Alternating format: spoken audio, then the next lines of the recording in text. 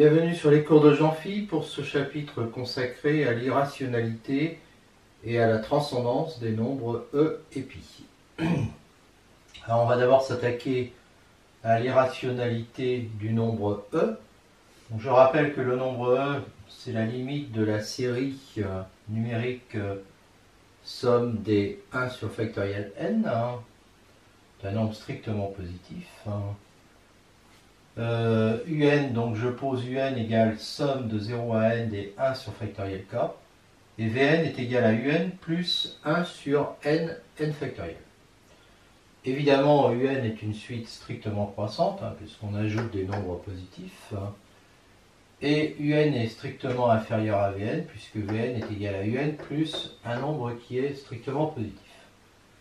Maintenant, je calcule Vn plus 1 moins Vn. En fait, je veux démontrer que les suites un et Vn sont adjacentes. Donc, Vn plus 1 moins Vn, ça fait un plus 1 moins un, c'est-à-dire 1 sur factoriel n plus 1, plus 1 sur n plus 1 factoriel n plus 1, moins 1 sur n factoriel. Et je mets au même dénominateur les deux premières d'abord, ça fera donc n plus 1 égale n plus 2 sur n plus 1 factoriel, moins 1 sur n factoriel, et ça, je peux multiplier par factoriel n, et en multipliant donc en multipliant ça par factoriel n, il va me rester n plus 1 au carré, moins 1 sur n. Donc n plus 2 sur n plus 1 au carré moins 1 sur n, donc c'est ça le même signe que ça.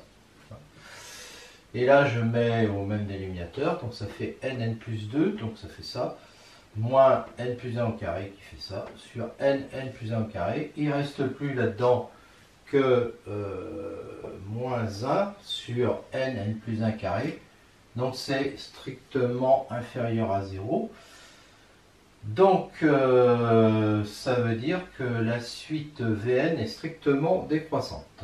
Enfin, Vn moins un, donc j'ai dit que c'était positif, et c'est égal à 1 sur n factoriel, qui tend vers 0 quand n tend vers plus l'infini.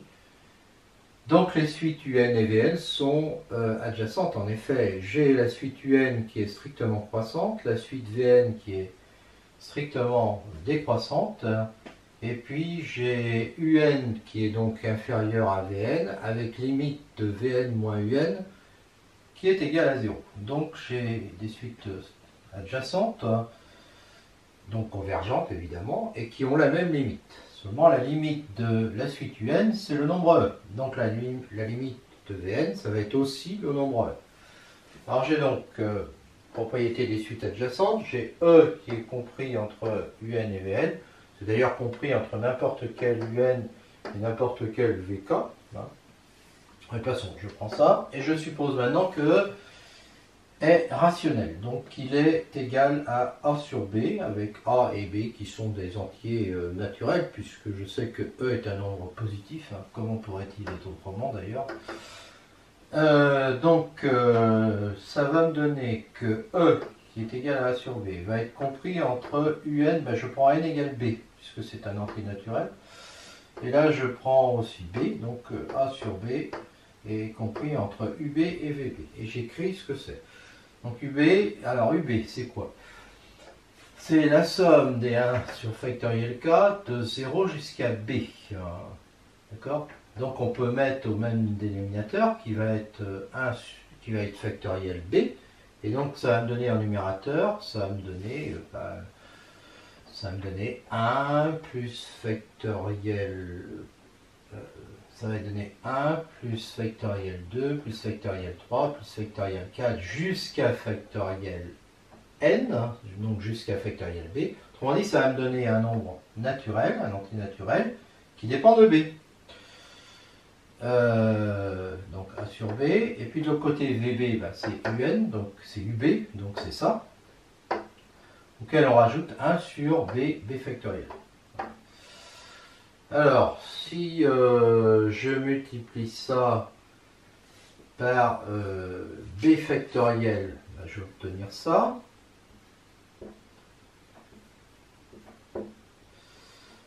NB plus 1 sur B, D'accord? Et si je multiplie ça maintenant par B, non, pardon, je me suis trompé. Voilà, si je multiplie par B factoriel, ça me fait ça. Et si maintenant je multiplie tout par B, ça va me faire BNB plus 1. Donc ça me fait que BNB est inférieur strictement à AB factoriel, est inférieur à BNB plus 1. Alors ça c'est évidemment impossible puisque BNB c'est un entier naturel, ça c'est son successeur. Et ça c'est un entier naturel aussi. Donc j'aurai un entier naturel qui serait coincé entre deux entiers successifs. Donc c'est impossible. Donc ça veut dire qu'on a mal supposé, on avait supposé que E était un nombre rationnel, eh bien c'est faux. Et donc E n'appartient pas à Q, et E est un irrationnel, et c'est gagné.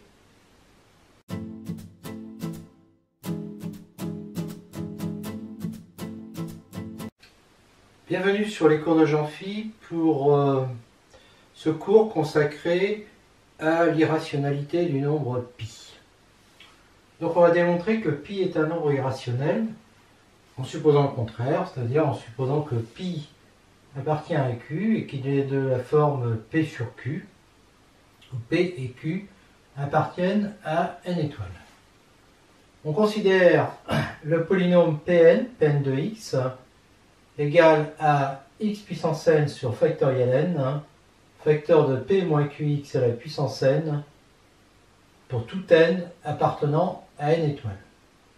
Donc de façon évidente, c'est un polynôme dont le degré est égal à 2n, parce que Q est non nul, et dont la valuation est égale à n parce que P est non nul. Donc première étape, nous allons montrer que les dérivées km de P en 0 appartiennent toutes à z, c'est-à-dire sont des nombres relatifs, quel que soit k appartenant à n. Alors Pn, je développe le binôme de Newton, ça fait x puissance n sur factoriel n, somme des moins, je développe par rapport à ça, moins q à la puissance k, x à la puissance k, p à la puissance n moins k, c'est nk, k parmi n. Donc ça nous fait 1 sur factoriel n, j'intègre le x puissance n au x puissance k, donc ça fait x puissance n plus k, et maintenant je pose j égale n plus k. Donc je vais avoir ici x puissance j, k est donc égal à j moins n, donc ici ça fera 2n moins j, et ici ça fera j moins n, voilà, et j moins n. Donc on peut poser AJ, le coefficient, en xj, donc évidemment j varie de n à 2n, puisque k variait de 0 à n. On peut toujours dire que AJ vaut 0 si j est inférieur à n, c'est-à-dire si j est entre 0 et n, et puis et n moins 1, quoi, on va dire plutôt, ou bien si j est supérieur à 2n. Et donc ensuite, on peut appliquer la formule de Taylor et dire que AJ, alors là évidemment je pourrais aller plus loin que 2n, peu importe, est égal à PJM, enfin, la dérivée JM de Pn en 0 divisé par factoriel J. Donc si J est entre n et 2n, ça nous fait quoi? Ça nous fait Pn, Pjm, enfin, dérivée Jm de Pn en 0, qui est égal à, eh bien, je vais dire, factoriel J, je me suis trompé, je multiplie factoriel J par AJ. Donc ça fait factoriel J, Cn J moins n, moins Q à la puissance J moins n, P à la puissance 2n moins J sur factoriel n. Alors évidemment, Pn de 0,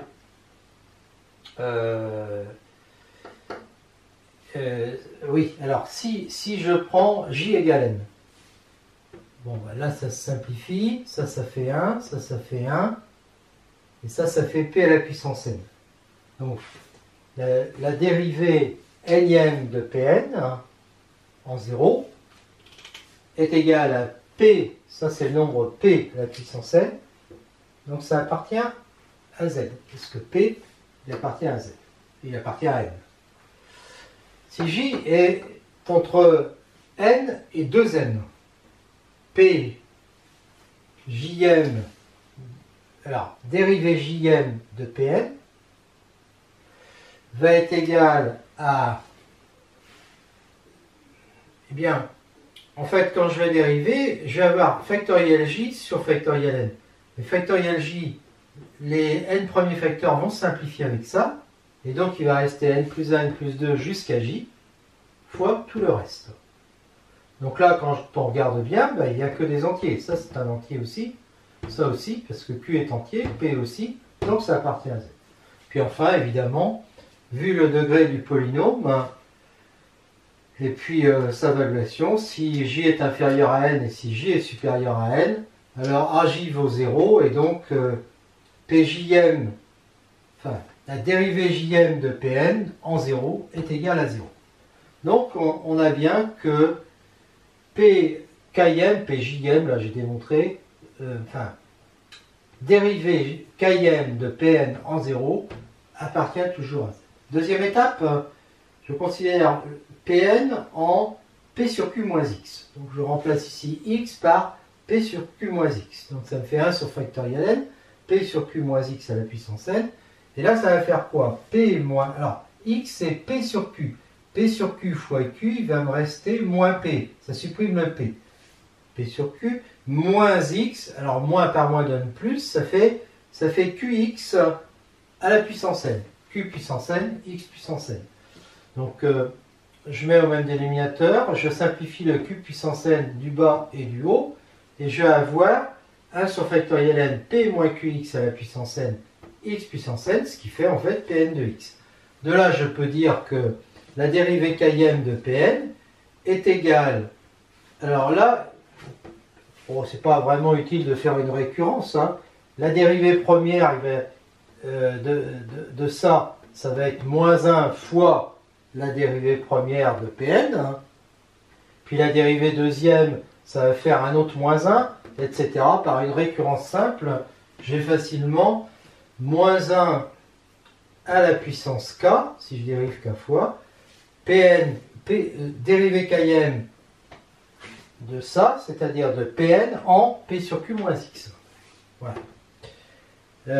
Et maintenant, si je prends X égale 0, ça fait que dérivée Km de Pn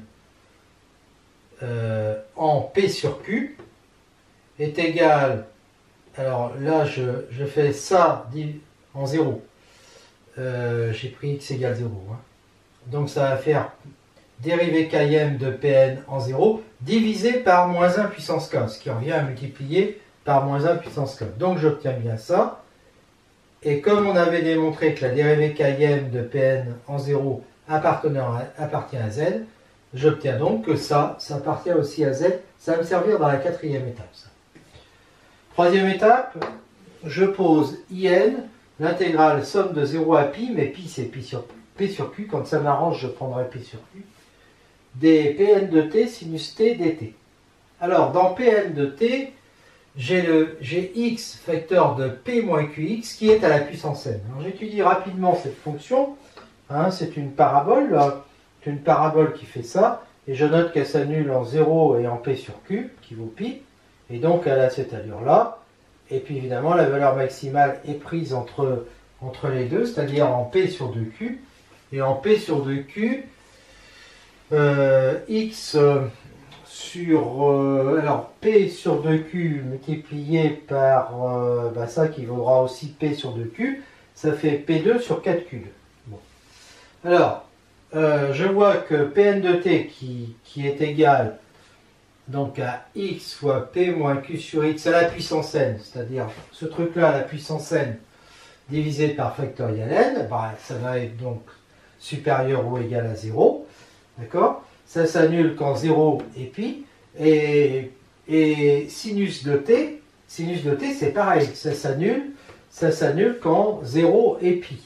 Donc, je vois que ça c'est supérieur ou égal 0, ça s'annule quand 0 est pi, donc l'intégrale est strictement positive, et puis elle est inférieure à ça, P2 sur 4Q2 à la puissance n, hein, ça c'est cette partie-là en fait, sur factoriel n. Alors ça c'est mal écrit, hein, c'est sur factoriel n, donc c'est inférieur à 1 sur factoriel n, d'accord?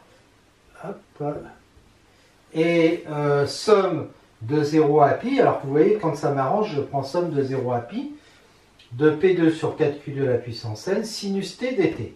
Sinus t s'intègre par moins cosinus t, entre 0 et pi, donc ça vaudra 1 moins 1, c'est-à-dire plus 1, ça fait 2. Donc j'ai 2 P2 sur 4Q2 à la puissance n sur factoriel n. Ça c'est de la forme alpha à la puissance n sur factoriel n. Et on sait, on l'a vu en analyse, que alpha puissance n sur factoriel n, quel que soit alpha appartenant à R, eh bien ça tend vers 0. C'est facile parce que on n'est pas obligé de le démontrer comme ça, mais on peut considérer la série somme de 0 à plus l'infini de alpha puissance n sur factoriel n, dont le rayon est infini, hein, ça vaut exactement exponentielle de alpha, donc le terme général tend vers 0. Donc j'ai IN qui est coincé entre 0 et puis quelque chose qui tend vers 0, d'où j'en déduis que limite de IN quand n tend vers plus l'infini est égale à 0. Et donc maintenant je vais passer à la quatrième étape qui est très courte. Étape 4, montrons que IN appartient à n étoile, quel que soit n. Donc on intègre IN par partie. Donc ça va me faire, j'intègre le sinus, par moins cosinus, et ensuite je dérive Pn. Pn de, alors cosinus pi et cosinus 0 je m'en occupe pas, Pn de pi, en fait c'est Pn de P sur Q, ça vaut 0, et Pn de 0 ça vaut 0 aussi. Donc il ne reste plus que ça. D'accord ? Alors par récurrence, je vais démontrer que IN est toujours de la forme lambda k appartenant à z plus moins 1 puissance k, somme de 0 à pi, de la dérivée de k plus 1 de Pn, cosinus t dt. Donc c'est vrai à l'ordre k égale 0, puisque j'avais trouvé ça. Il suffit de prendre lambda 0 égale 0. Supposons que P de k soit vrai, donc que IN soit égal à ça. J'intègre par rapport au cosinus. Donc j'intègre le cosinus par sinus. Donc ça fait ça.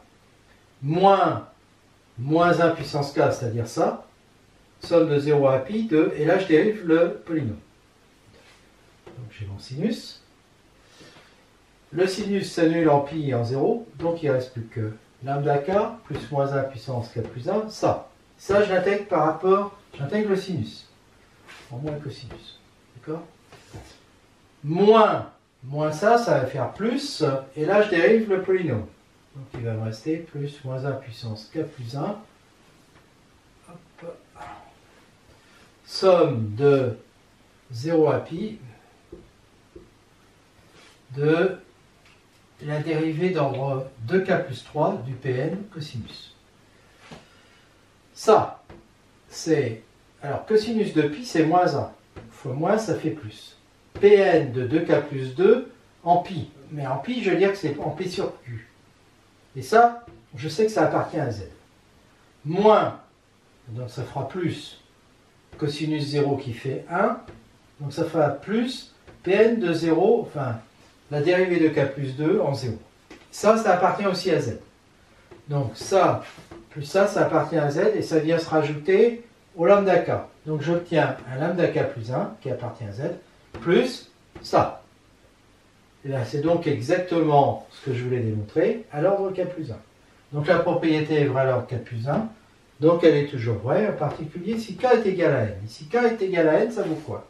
Ça fait un lambda n qui appartient à z, plus moins 1 puissance n, somme de 0 à pi de Pn, la dérivée de n plus 1 de Pn, de t, cosinus t dt. Seulement, comme Pn est un polynôme de degré de n, sa dérivée de n plus 1 est nulle. Donc c'est une intégrale d'une fonction nulle. Donc ça vaut 0, donc ça est égal à lambda n qui appartient à z. Donc j'ai démontré que in appartient toujours à z. Bon, donc in appartient toujours à z, mais en fait on a vu que in était strictement positif. Donc en réalité, in appartient à n étoiles. D'accord? Donc comme il appartient à n étoiles, il ne pourra pas tendre vers 0. Donc, et comme donc la limite de in quand n tend vers plus l'infini n'est pas égale à 0, et là, ça rentre en contradiction avec quelque chose qu'on avait démontré précédemment. Donc, on en déduit qu'on avait mal supposé au départ. Notre hypothèse c'était que pi appartenait à q. Ben non, pi n'appartient pas à q. Et donc on a démontré que pi est irrationnel.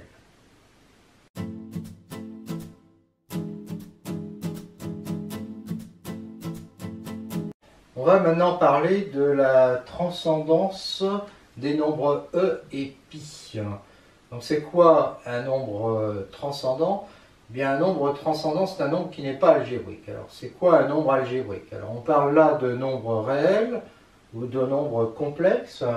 On dira que alpha appartenant à C est algébrique s'il existe un polynôme non nul de q de x, donc un coefficient dans q, qui annule alpha. Autrement dit, un polynôme p de q de x, p différent de 0, tel que p de alpha soit égal à 0. Voilà. Et donc ça équivaut à dire qu'il existe un polynôme p de z de x, cette fois-ci, non nul, donc un coefficient dans z, qui annule alpha. Alors pourquoi? Ben d'abord, dans un sens, c'est immédiat. Hein. Si on a un polynôme à coefficient dans z qui annule alpha, comme il est à coefficient dans z, il est à coefficient dans q, donc dans ce sens-là, c'est immédiat. Dans l'autre sens, ben, on considère un polynôme qui annule alpha, polynôme à coefficient dans q, par exemple somme de 0 à m des ak x puissance k. Donc on a somme de 0 à m des ak alpha puissance k qui est égal à 0. Ben, si je multiplie par le produit des dénominateurs des ak, je vais avoir tout de suite une relation de la forme somme de 0 à m des bk et alpha à la puissance k qui sera égal à 0, avec des bk qui seront dans z, hein, et qui ne seront pas tous nuls, parce qu'au départ les ak n'étaient pas tous nuls, et donc j'aurai un polynôme p de z de x, un polynôme p non nul qui annule alpha, et donc c'est gagné pour l'équivalence. Je remarque aussi que le degré p, là, ici, hein, ici ou ici d'ailleurs, hein, il est différent de 0, parce que s'il était égal à 0, j'aurais un polynôme p qui serait égal à a0, qui annulerait alpha, ce qui veut dire que p de x p de alpha serait égal à 0, et donc a0 serait égal à 0, et donc je vois bien que le degré est supérieur ou égal à 1. Bon. Alors maintenant, si alpha appartient à q, autrement dit si alpha est rationnel, alors alpha est algébrique. En effet, je considère le polynôme p égale x moins alpha, donc ces coefficients sont bien dans q, parce que c'est 1 et moins alpha, et il annule bien alpha, puisque alpha moins alpha est égal à 0. C'est un polynôme p de degré 1, donc non nul, donc il convient parfaitement, et donc alpha est algébrique. Alors il ne faudrait pas croire que les nombres rationnels, seuls les nombres rationnels sont algébriques, non c'est faux. Si je prends racine de 2, hein, il est bien connu que racine de 2 n'est pas un nombre rationnel, et je vais obtenir facilement p de racine de 2 égale 0 en prenant p est égal à x carré moins 2. Hein, x carré moins 2, c'est un polynôme à coefficient dans z, il est non nul de degré 2, et il annule évidemment racine de 2, hein, puisque racine de 2 au carré moins 2, ça fait 2 moins 2. Voilà, enfin, juste, c'est évident, le polynôme qui annule 0, hein, c'est p de x égale grand x, bien sûr. Alors, si alpha est algébrique, il existe un degré minimal pour les polynômes non nuls qui annulent alpha. Il existe un m appartenant à n étoile minimal tel que et un polynôme p0 de z de x un polynôme non nul de degré m, tel que p de 0 alpha est égal à 0. Pourquoi? Bon, bah, tout simplement parce que si on considère, si alpha est algébrique, donc il a au moins un polynôme qui annule alpha, un polynôme non nul, et si je prends l'ensemble des degrés des polynômes non nuls qui annulent alpha, c'est un ensemble, donc c'est une partie non vide de grand N qui admet un plus petit élément qui ne peut pas être égal à 0 puisque les degrés sont supérieurs ou égal à 1. Et donc c'est gagné. Voilà. Alors si P0 est de la forme somme de 0 à m des AK x puissance k, donc m supérieur ou égal à 1, am différent de 0 évidemment, puisqu'il est de degré m, et si alpha est différent de 0, alors A0 est non nul. En effet, si A0 était nul, qu'est-ce qui se passerait? J'ai somme de 0 à m des AK alpha puissance k qui est égal à 0, mais comme A0 est nul, ça ferait somme de 1 à m des AK alpha puissance k qui serait nul, en divisant par alpha, somme des 1 à m des AK alpha puissance k moins 1 qui est nul, et en remplaçant k par k plus 1, somme de 0 à m moins 1 des AK plus 1 alpha puissance k est égal à 0. Et là, j'ai un coefficient qui est AM, quand k prend la valeur m moins 1. Et donc AM, il est non nul, puisque le polynôme minimal était de degré m, AM est non nul. Et le degré du polynôme de ce polynôme-là sera de degré m-1, d'accord? Donc il est de degré inférieur à celui-là. Or celui-là, il était de degré minimal, donc ça n'est pas possible. Donc ça veut bien dire que A0 est différent de 0, puisque là, ce polynôme, j'ai trouvé un polynôme de degré inférieur à m qui annule alpha. Enfin, quitte à diviser par le PGCD des AK, on peut choisir les AK premiers entre eux. Voilà. Donc on peut choisir en fait le polynôme de degré minimal avec des AK premiers entre eux. Enfin, l'ensemble des polynômes de Q de x qui annulent alpha, P de alpha égale 0. Donc là, je prends aussi le polynôme nul. Tous les polynômes qui annulent alpha, mais qui sont dans Q de x, eh bien c'est l'idéal P0 Q de x de l'anneau Q de x. Et donc, démonstration, eh bien, si P annule alpha, je fais la division euclidienne de P par P0, donc j'ai cette relation P0Q plus R, avec degré de R inférieur à degré de P0 qui vaut M, mais P de alpha et P0 de alpha valent 0, donc ici, quand je fais P de alpha égale P0 de alpha, Q de alpha plus R de alpha, je vais obtenir R de alpha qui vaut 0, avec un degré de R qui est inférieur au degré du polynôme minimal. Donc ça veut dire que R est égal à 0. Et donc j'obtiens que P est égal à P0 fois Q. D'accord? Et donc qu'il appartient bien à P0 Q de x. Alors maintenant, la réciproque, c'est évident que si je prends un polynôme quelconque dans Q de x, P0Q annule alpha, parce que P0Q de alpha, ça fait P de 0 de alpha qui vaut 0 fois Q de alpha, et donc ça fera 0 fois quelque chose, mais ça fera 0. Donc j'ai bien l'ensemble des polynômes qui annulent alpha, qui est donc l'idéal P0 Q de x, donc idéal de Q de x.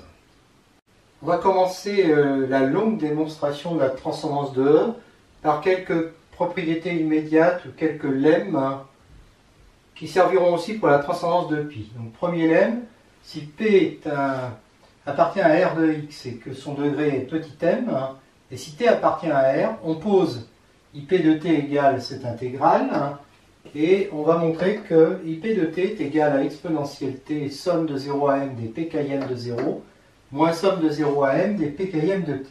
Démonstration. Donc on fait une intégration par partie, d'abord en intégrant l'exponentielle. Donc ça va faire moins exponentielle de t moins u. Donc je sors l'exponentielle t, fera moins exponentielle u de u, p de u entre 0 et t. Donc moins moins, donc plus exponentielle t, somme de 0 à t d'exponentielle moins u, p', et je dérive p, p' de u du. Je peux faire entrer l'exponentielle ici, et donc je vois apparaître i p' de t. Donc ça fait exponentielle t fois ce crochet, plus i p' de t. Voilà. Si je remplace P par pkm, je vais avoir ipkm de t égale exponentielle t fois le même crochet mais avec pkm au lieu de p. Et donc à la fin, la dérivée de pkm, ipk plus 1 de t. Donc par une récurrence immédiate, je vais prouver que ip de t est égal à la somme de k égale 0 à n d'exponentielle t fois ce crochet plus ip, la dérivée d'ordre n plus 1 de t. Alors c'est vrai si n égale 0, parce que si n égale 0, je reprends ip de t est égal à ça, et ça me fait exactement exponentielle t, donc moins exponentielle moins u p de u entre 0 et t, plus ip' de t, et donc c'est exactement cette formule-là quand n vaut 0, parce qu'il n'y a qu'un terme dans le crochet, c'est exponentielle t, moins exponentielle moins u, p 0e, c'est-à-dire ça, et là ça me fait p' de t. Je suppose que la propriété, celle-là, est vraie à l'ordre n, et maintenant je fais ici, j'intègre par partie, donc ça va être la même chose que ça, ip d'ordre n plus 1 en t va être égal à exponentielle t fois ce crochet, plus, et là je vais me retrouver avec ip, la dérivée d'ordre n plus 2 de t. Donc ça, je le rajoute à cette somme-là. J'avais une somme de 0 à n, ça devient une somme de 0 à n plus 1, et il va me rester évidemment ip n plus 2 de t. Donc la propriété est vraie à l'ordre n plus 1, donc par le théorème de récurrence, elle est toujours vraie. Donc j'ai toujours ça. Alors maintenant, je vais prendre n égale m, le degré de p. Dans ce cas-là, la dérivée d'ordre n plus 1 est égale à 0. Et donc ici, je vais p n plus 1, c'est-à-dire le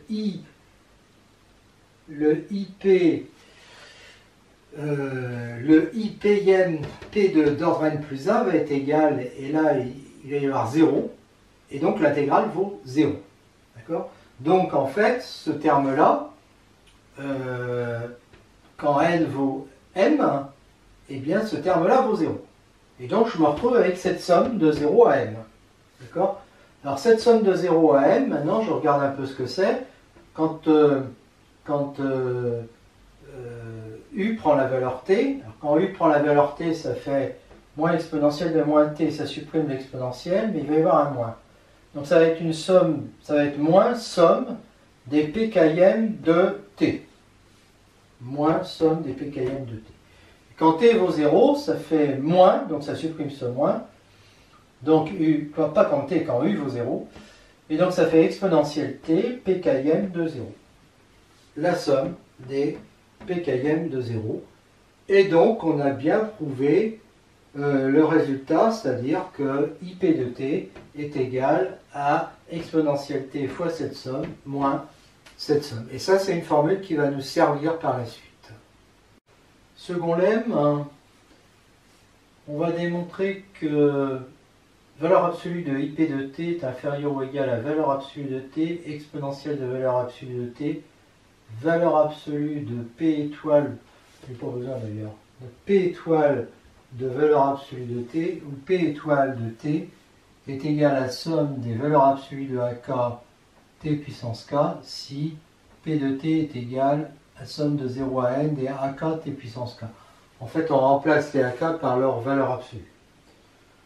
Donc dans le cas, alors ip de t, donc c'est ça. Si t est supérieur ou égal à 0, bah, t moins u est entre 0 et t, et donc cette exponentielle peut être rendue inférieure ou égale à exponentielle t. Je la sors dans l'intégrale, et ça fait ip de t inférieur ou égal à exponentielle t, somme de 0 à t des sommes de 0 à n, ça c'est le polynôme, et que je peux majorer par valeur absolue de ak, u puissance k du, parce que u est positif. Donc ça s'intègre par valeur absolue de ak, u à la puissance k plus 1 sur k plus 1, qui prend des valeurs en t et en 0. En 0, ça s'annule, donc il va rester ça. Et donc, valeur absolue de ip de t est inférieure ou égale à exponentielle t. Là-dedans, je mets t en facteur, je le sors. Il va rester t puissance k sur k plus 1, que je peux majorer par t puissance k sur 1. Et donc, ça va me faire ça. D'accord? Et là, je reconnais P étoile de T, parce qu'en fait, comme T est positif, valeur absolue de T est égale à T. Et donc, je tiens bien que IP de T est inférieur ou égal à ça quand T est positif. Maintenant, si T est négatif, IP de T, eh bien, je fais le changement, je remplace U par moins U, ça fait ça fait moins à cause du DU, moins somme de 0 à moins T l'exponentielle de T plus U, P de moins U DU. Alors, le T plus U, il est négatif, donc son exponentielle va être inférieur à exponentielle de 0, mais le 0, là, il va être inférieur ou égal à moins T, parce que moins T, lui, est positif. Donc, exponentielle de T plus U est inférieur ou égal à exponentielle de moins T. Je le sors de l'intégrale, et je majeure dessous le signe somme par P de moins U en valeur absolue du. Bon. Alors, ça va me faire quoi? Ça va me faire une somme de 0 à n de valeur. Je peux rendre ça inférieur ou égal à ça. Les moins U, disons que je peux rendre ça inférieur ou égal à valeur absolue de k, valeur absolue de U à la puissance k. Mais valeur absolue de U, c'est égal à U, parce que U est entre 0 et moins t qui est positif. Ensuite, j'intègre ça par U puissance k plus 1 sur k plus 1, et comme tout à l'heure, je prends les valeurs en moins t et puis en 0. Donc ça fait inférieur ou égal à exponentielle moins t. Donc ça, parce que la valeur en 0 c'est nul. Et là-dedans, ce que je vais dire, c'est que le moins t, d'abord, il est pareil que valeur absolue de t, puisque t était négatif, donc moins t est positif. Et là-dedans, je peux factoriser une valeur absolue de t, si bien qu'il va me rester valeur absolue de t à la puissance k sur k plus 1. Et ça, je peux le rendre inférieur ou égal à valeur absolue de ak, valeur absolue de t à la puissance k sur 1. D'accord? C'est-à-dire p étoile de valeur absolue de t. Donc, c'est bien, voilà, je trouve ça. Et donc, dans les deux cas, j'obtiens bien que IP de t est inférieur ou égal à valeur absolue de t, exponentielle de valeur absolue de t, P étoile de valeur absolue de t. Voilà. Alors par la suite, toute la suite. Maintenant, on va supposer que E n'est pas transcendant, donc il est algébrique, et donc il existe un polynôme petit f qui est égal à la somme de 0 à m ou à n, ça n'a pas d'importance, on peut mettre n, des ak x puissance k, de degré minimal par exemple, supérieur ou égal à 1, appartenant à z de x bien sûr, tel que f de E est égal à 0. Donc on va considérer J est égal à la somme des k égale 0 à n des ak ipk. Alors avec comme polynôme p, non pas celui-là, mais x puissance p moins 1, produit de 1 à n, alors le n c'est le même, des x moins k à la puissance p, où p est un nombre premier assez grand, on verra dans les calculs qui vont suivre. On note que le degré de ce polynôme, c'est, voilà, il y a n termes à la puissance p, donc ça fait np plus p moins 1. Je peux l'appeler d. Donc le ip de k va être égal à quoi? Ça, c'est une... On avait vu que ip de t est égal à exponentielle t, somme de 0 à n, ici c'est d, hein, puisque c'est le polynôme p, somme de 0 à p, à d, de p jm en 0, moins somme de 0 à d de p jm en k. Donc, en t. Mais là, t, c'est k. Voilà. Donc, ça fait ça. Oui, parce que dans la formule, c'était exponentielle t. Et donc, ça va faire quoi? Eh bien, je vais faire la somme de des ak fois ipk.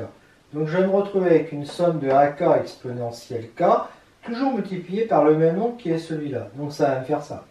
Ça fois ce truc-là. Moins la somme de k égale 0 à n, de somme de 0 à d, des ak pj de k.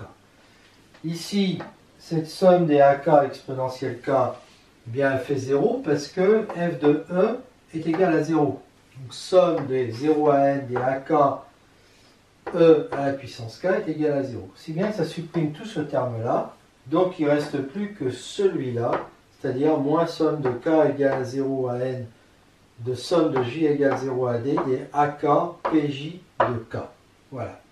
Donc le j que j'avais ici, somme des ak ip de k, eh bien il va être égal à ça. Et ça va nous servir dans les calculs qui vont suivre.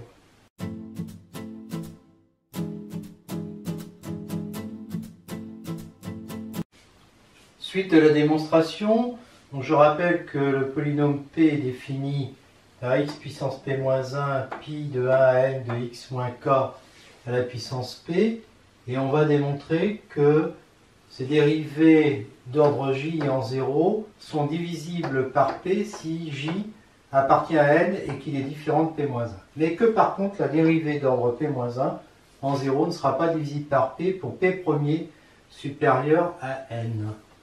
Démonstration, donc on écrit p sous la forme x puissance p-1 q, alors q c'est le produit de 1 à n des x moins k à la puissance p. Et donc on voit que 0 est une racine d'ordre p-1 et donc les dérivés jm en 0 vont être nuls si j est inférieur à p-1. Donc je prends j supérieur ou égal à p-1, j'applique la formule de Leibniz et je remarque que pour i supérieur ou égal à p, eh bien ce polynôme-là est nul, d'accord? Donc en fait, il va rester que dans cette somme, que la somme de i égale 0 à p-1. La dérivée de x puissance p-1, ça va faire p-1 factoriel sur p-1 moins i factoriel x puissance p moins i moins 1, c'est du classique, je vous laisse retrouver ça tout seul, fois donc la dérivée de q puissance p d'ordre j moins i.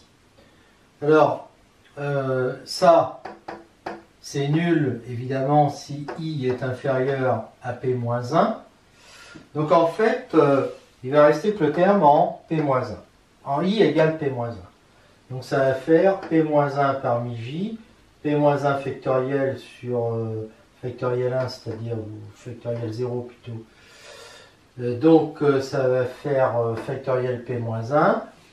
Et on va avoir la dérivée d'ordre j moins p plus 1 en 0 de q à la puissance p. Alors, cette dérivée, pour peu que ce coefficient-là soit supérieur ou égal à 1, c'est-à-dire pour j supérieur à p-1, et donc ça veut dire qu'on dérive effectivement q à la puissance p, donc dès la première dérivation, on va avoir un facteur p qui va intervenir. Donc ça prouve que, et donc ce facteur p, on va évidemment le garder avec les dérivées successives, et donc il va falloir rajouter un factoriel p-1, enfin multiplier factoriel p-1 par un facteur p, pour peu que j soit supérieur à p-1. Et dans ce cas-là, on se retrouve avec quelque chose qui est divisible par factoriel p. Alors dans le cas p-1, j égale p-1, ben, la dérivée, elle, vaudra ça. Donc p-1 factoriel, ça vaut 1. p-1 factoriel et q à la puissance p en 0. Et donc ça vaut exactement ça. Alors ça, qu'on pourrait écrire factoriel p-1, moins 1 à la puissance p, factoriel n à la puissance p. Si je prends p premier supérieur à n, donc p ne divise pas factoriel p-1 parce qu'il divise ni 1, ni 2, ni jusqu'à p-1. Et il divise aucun terme de n factoriel puisqu'il est plus grand que n. Donc il ne divise pas 1, ni 2, ni 3, etc. Donc effectivement, il va être... p premier ne va pas diviser ce terme-là. Donc j'ai quelque chose qui est divisible par factoriel p-1, mais qui n'est pas divisible par p. Voilà. D'accord? Ce que j'ai oublié de dire aussi tout à l'heure, oui, c'est que ce terme-là, il est bien divisible par factoriel p-1, parce que ça, il faut bien voir que c'est un entier. Hein. On dérive là un polynôme q. Le polynôme q, il est un coefficient dans z de x. Le polynôme q à la puissance p, aussi, il est dans Donc ces dérivés vont être aussi des polynômes de z de x, et en 0, ça fait effectivement un entier. D'accord ? Voilà, donc on a tout démontré. PJM de 0 est toujours divisible par factoriel P, hein, parce que là, il était nul, et puis là, il est divisible par factoriel P, du moment que J soit différent de P-1. Mais quand J est égal à P-1, eh bien, il n'est pas divisible par P. Il est divisible par P-1 factoriel, mais pas par P. Et maintenant, on va démontrer que la dérivée d'ordre J de P en K est divisible par factoriel P, alors là, quel que soit K égale 1 jusqu'à N, et quel que soit J appartenant à N. Cette fois-ci, on écrit que P est égal à x moins K à la puissance P, c'est-à-dire on prend un de ces termes-là, fois R c'est tout le reste, donc c'est x puissance P moins 1, produit des x moins J à la puissance P pour J différent de K. Donc on écrit on remarque que PJM en K vaut 0 si J est inférieur à P, parce que K est une racine d'ordre P de ce polynôme. Et puis pour J supérieur ou égal à P, on écrit encore la formule de Leibniz. Et là, on remarque que si I est supérieur à P, ce polynôme x moins K à la puissance P vaut 0. D'accord ? Donc en fait, dans cette somme, il faut garder que somme de I égale 0 à P. Et puis, x moins K à la puissance P, quand je le dérive I fois, eh bien en K, ça vaudra 0 si I est inférieur à P, bien sûr. Hein. Donc il va rester que le terme I égale P. Donc PJM de K, qui est non nul, hein, va être égal à ça, c'est-à-dire P parmi J, hein, P parmi J, factoriel, alors factoriel P parce que j'ai dérivé P fois ce truc-là, donc ça fait factoriel P, R, la dérivée d'ordre J moins P en K. Bon, bah ça, c'est un entier. Hein. Tout à l'heure, j'ai pas insisté aussi, mais ça, c'était un entier hein, aussi. Ça, c'est un entier. Et puis ça, c'est aussi un entier. C'est comme tout à l'heure. C'est-à-dire que R, c'est un polynôme de z de x, donc un coefficient entier. Et puis K est un entier. Donc, ces dérivées successives vont être des polynômes de z de x. Pris en K, ça donne un entier. Donc, entier, factoriel P. Donc, j'ai quelque chose qui est toujours divisible par factoriel P.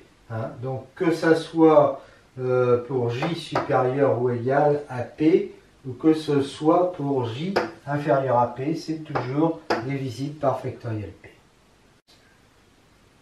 Suite de cette très longue démonstration, je vous l'avais promis, je reviens sur J, dont on avait vu qu'il était égal à moins somme sur J de somme sur K des AK dérivée Jm de P en K. On va démontrer maintenant que valeur absolue de J est supérieure ou égale à factoriel P-1 pour P premier supérieur au sup de valeur absolue de A0 et de N. Je rappelle que les AK, c'est les coefficients du polynôme qui annulait E, parce qu'on avait supposé que E était algébrique. Donc démonstration, dans ce grand J, là, on va isoler le terme en K égale 0 et J égale P-1. D'accord? Et donc il y a tous les autres qui sont pour JK différents de P-1 et 0. Et tous les autres, on avait vu qu'ils étaient divisibles par factoriel P. Alors que celui-là, il était divisible par factoriel P-1, mais pas par P. Donc pas par factoriel P, pour peu que P soit premier et supérieur à N. Bon. Donc il ressort de ça que multiple de P, ça c'est un entier naturel, un entier relatif, pardon. Donc multiple de factoriel P-1, multiple de factoriel P-1. Donc tout ça c'est factoriel type, J est un multiple de factoriel P-1. Alors, ça c'est pas un multiple de P. Donc si je me débrouille pour choisir P tel que A0 soit pas un multiple de P, eh bien je vais me retrouver ici avec quelque chose qui est certes qui est un multiple de factoriel P-1, mais qui ne sera pas un multiple de P. D'accord? Alors je vais choisir P premier supérieur à sup des valeur absolue de A0 et de N. Dans ce cas-là, J ne peut pas être nul, parce que si J était nul, ça voudrait dire que J serait divisible par P. Lui, il est divisible par P, mais pour P supérieur à ça, j'ai dit qu'ici, on avait un terme qui n'était pas divisible par P. Donc, ça veut dire que J n'est pas nul. D'accord? J n'est pas nul, mais donc en valeur absolue, il n'est pas nul non plus. Mais évidemment, J en valeur absolue, il est comme quand il n'y a pas de valeur absolue, il est quand même multiple de factoriel P-1. Donc là, valeur absolue de J, il est multiple de factoriel P-1, il n'est pas nul, donc il est supérieur ou égal à factoriel P-1, mais je le rappelle, pour peu que P soit premier, supérieur au sub des valeurs absolues de A0 et de N. On va démontrer un petit lemme évident, mais qui va nous servir par la suite, puisque par la suite, on va faire quoi? On va essayer on va montrer que ça, justement, c'est impossible. On va trouver une autre relation avec J qui rend ça impossible. Et d'où on pourra conclure que E n'était pas algébrique et donc il est transcendant. Je considère ce polynôme, avec les UK c'est n'importe quoi, et je vais démontrer que P étoile de valeur absolue de X est inférieur ou égal à ça. Je rappelle que P étoile de X, quand on avait un polynôme somme des AK X puissance K, P étoile c'est celui le même, mais en remplaçant les AK par des valeurs absolues de AK. Donc là, quand je développe ça, j'obtiens ça avec les coefficients du binôme de Newton, les polynômes symétriques. Et ces polynômes symétriques, ils se calculent comme ça, bien sûr. Et P étoile de X va être égal à la somme de 0 à N. Il faut prendre des valeurs absolues, donc ça revient à prendre valeur absolue des sigma J. Et si je demande P étoile en X, ben, je mets pas les valeurs absolues ici. Et si je les mets en valeur absolue de X, ben, je les mets. Alors maintenant, je veux comparer ça avec ça. Donc je développe ça. Je vais avoir une somme de mu J X puissance N moins J. Là aussi, c'est les coefficients de Newton. Hein. Mais cette fois-ci, comme il n'y a pas de moins, je n'aurai pas les moins 1 à la puissance J. Donc je vais avoir directement des sommes de valeurs absolues de UK1, etc. Hein. Et donc là, j'ai quand même oublié de mettre mes valeurs absolues. Et évidemment, j'ai valeur absolue de sigma J qui est inférieure ou égale à cette somme-là. En valeur absolue, elle est inférieure ou égale à la somme des valeurs absolues des produits. Et donc, je me suis trompé, c'est parce que, si, c'est ça que je voulais dire. Et donc, ça va être, la somme des valeurs absolues des produits, c'est exactement les mu J. Donc, ça veut dire que sigma J en valeur absolue est inférieur ou égal à mu J.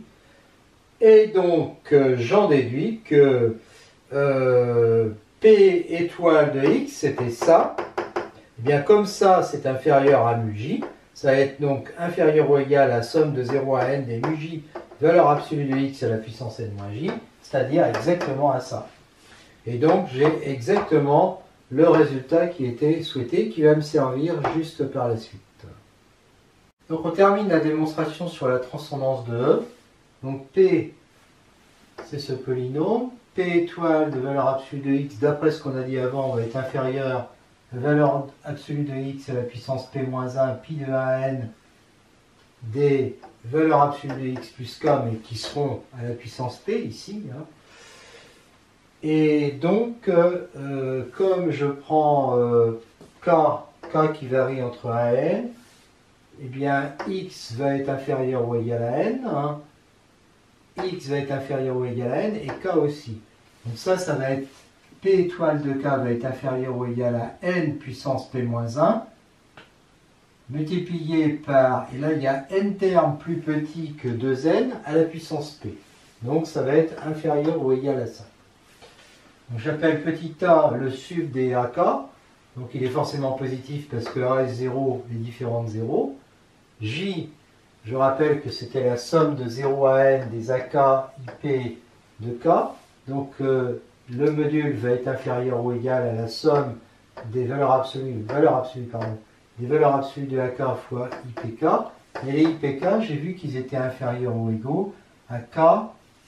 Alors, les IP de T, j'ai vu qu'ils étaient inférieurs ou égaux à valeur absolue de T, exponentielle de valeur absolue de T, P étoile de valeur absolue de T. Donc pour K, ça donne exactement ça, parce que K est positif.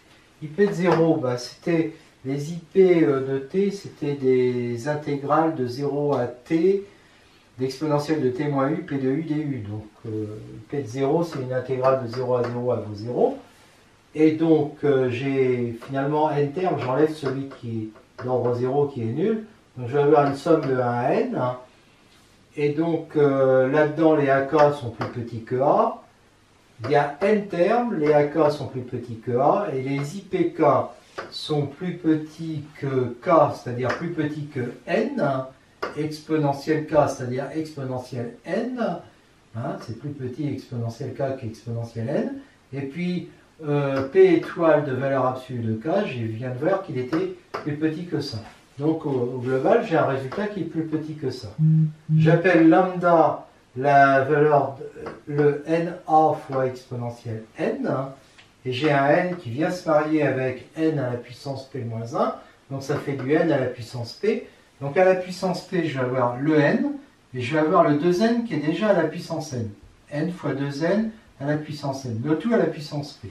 D'accord? J'appelle ça C, ce nombre-là qui est dans la parenthèse, ça c'est lambda positif, et donc j'ai lambda C puissance P. J'obtiens que J est inférieur ou égal à ce lambda C puissance P. Mais j'ai vu aussi que J est supérieur en valeur absolue à P moins 1 factoriel pour P premier. D'accord? Pour P premier supérieur à... Alors, pour P premier supérieur à sup des valeurs absolues de A0 et de N. Donc, je vais avoir, pour un nombre premier comme ça, je vais avoir P-1 factoriel, qui est plus petit que J, qui est plus petit que ça, donc P-1 factoriel, qui est inférieur ou égal à lambda C puissance P. Donc, en divisant par P-1 factoriel, j'obtiens que 1 est inférieur ou égal à lambda C puissance, alors le C puissance P, je l'écris C puissance P-1 sur P-1 factoriel fois C. Et là, je me dis que ça, c'est un terme qui est de la forme C puissance N sur N. Pour P premier qui tend vers, et ça c'est possible parce qu'il y a une infinité de nombres premiers, pour P premier qui tend vers plus l'infini, donc en plus là on est sûr qu'il va être plus grand que ça, eh bien ce terme-là, ça tend vers 0. C'est le terme général de la série, par exemple, série entière de l'exponentielle, somme des x puissance n sur factoriel n. On sait que ça tend vers 0. Donc ici, ça tend vers 0, d'accord? Et donc j'ai 1 inférieur ou égal à 0. Et donc là j'ai un problème. Ce qui signifie qu'on avait mal supposé. On avait supposé quoi? Que E n'était pas algébrique, que E était algébrique, c'est ça qu'on avait supposé. Eh bien donc E n'est pas algébrique, et donc E est transcendant.